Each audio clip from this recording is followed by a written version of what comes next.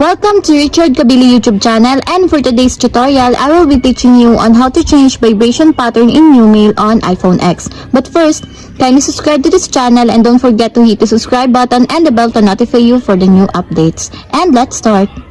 Using your iPhone X from your home screen, first go to Settings. In the settings, scroll down and go to Sounds and Haptics. Then, after that, go to Sounds and Haptics Pattern section, then choose the New Mail. Then, in the New Mail, click the Vibration. And after that, in the Vibration, you will see a standard vibration pattern in this part, and you can change it by clicking the vibration pattern that you want. And your vibration pattern is now changed. And that's it. We have successfully changed vibration pattern in new mail on iPhone X. If you have a question, kindly comment down below and don't forget to hit the subscribe button and the bell to notify you for my new updates. And thank you for watching!